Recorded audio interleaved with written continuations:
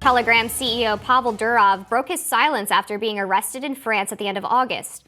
For background, French authorities took Pavel into custody August 28th on charges related to illegal activities on the app.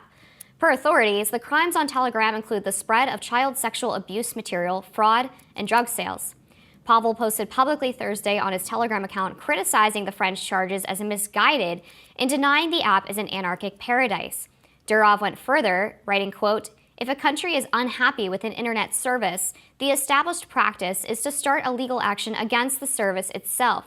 No innovator will ever build new tools if they know they can be personally held responsible for potential abuse of those tools." Now, French citizen detailed what ensued following his arrest per his post. Durov says French police interviewed him 4 days after landing in France and told him he could be personally responsible for other people's illegal use of Telegram. He pushed back on French authorities' claim that Telegram was not responsive to their inquiries, posting, quote, "Telegram has an official representative in the EU that accepts and replies to EU requests. The French authorities had numerous ways to reach me to request assistance." So I would say, how convenient would it be if there was one place where all of the pedophiles and sex traffickers were, and then you could just work directly with law enforcement to ensure these guys are found? I mean, this idea that he wasn't cooperative, I think, is going to be what needs to be proven for people to not see this as some kind of effort to end Telegram, which is an app used frequently by activists. Let's not forget that very recently, the French far right tried to take control in their elections. They hated that there were protests over people who were upset about the consideration that they would increase the retirement age. French has a very active base of protesters. And so this idea that they're outlawing this app because it's used for criminal activity feels like it's really about something else. So they're going to need to prove that this EU representative was not responsive to their investigations and their requests. Yeah, as the whistleblowers with Cambridge Analytica put it, that the use of data, the use of technology is like a knife. You can use it to make a peanut butter and jelly sandwich. You can use it to kill somebody, and it's all about how you use it. And so, is the CEO responsible for the personal decisions of people on the app? I mean, if we want to compare it to something else, it's like if you leave a gun at your house that's registered to your name, and you live with other people and they're allowed to use it and they use it to kill someone, is that your fault? I don't know. I don't think so. And so when you develop an app, are you developing it for the purpose of people to use it for nefarious things? And it's important to note that this is an encrypted communications app.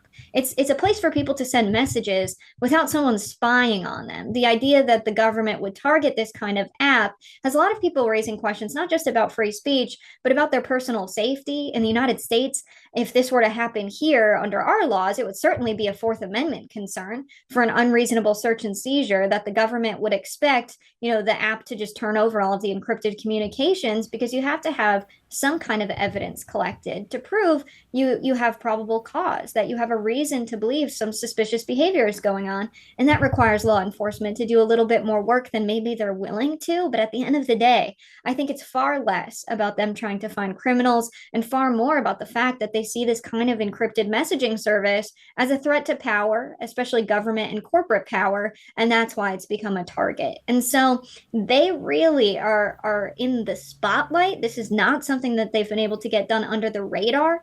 And so I don't think we're going to end up seeing the CEO, Pavel Durov, in jail. I think the solution should be, something that could have come out of a civil case, like a renegotiation about how the authorities work with the executives and representatives at Telegram. If this is a problem, why didn't they ask him to appoint more representatives to the EU to address the increased traffic or the increased amount of requests to process? It just feels like there were other more common sense ways to resolve this that would have resulted in maybe more of these human traffickers and pedophiles getting caught.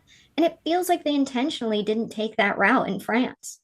Yeah, and my understanding is that Telegram is encrypted, the chats are private, but they have always had a policy that they would remove illegal content. And I guess I'm not super clear on what requests exactly they would field from the federal government, where they would, or the French government or whatever government, where they would actually turn over the communications. The language suggests that they don't do that they don't cooperate, but then they also say that they take illegal content very seriously.